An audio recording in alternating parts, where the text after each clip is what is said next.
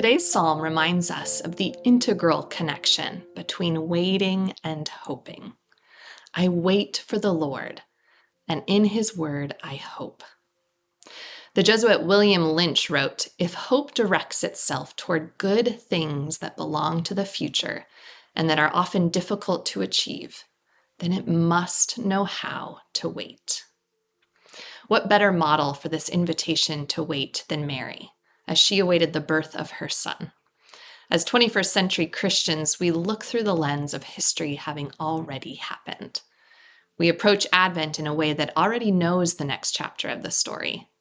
As such, we can tend to romanticize the Advent story, where prophets of old seem to point the way to the future Jesus, where all the pieces seem to fit together perfectly, and where Mary and Joseph know the significance of the God-child in Mary's womb. But in reality, I imagine Mary and Joseph had a mixture of fear and excitement that any expecting parents would have. The season doesn't afford us much time to reflect on Mary's pregnancy, because we hear the story of the Annunciation on December 8th each year when we celebrate the Feast of the Immaculate Conception. And then poof, 17 days later, we celebrate Jesus' birth. In the grand scheme of things, 9 months is not a long time to wait. But for a pregnant woman dealing with weeks or months of morning sickness, backaches, leg cramps, fatigue, 9 months can feel like a long time.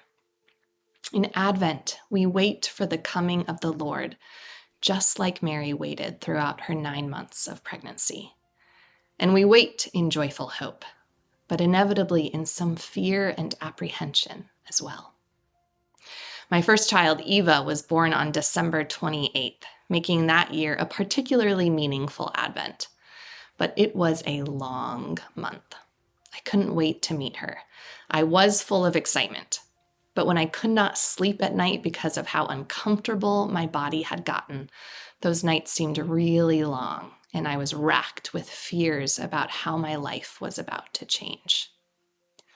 Can you imagine that Mary must have felt a similar way?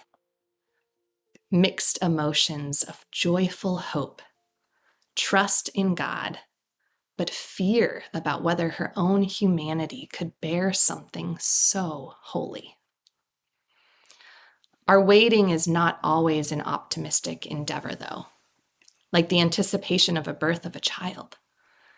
We wait for the results of biopsies that come back as a cancer diagnosis. We wait for phone calls that inform us a loved one has died. We wait for teenagers to return home well past their curfew. We wait in fear, in anger, in mourning.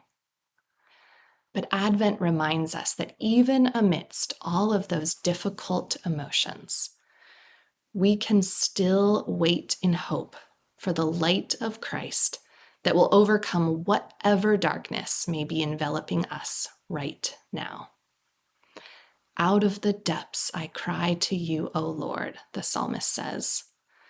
Out of despair and darkness, we can trust that God will still hear us, that God is still at work.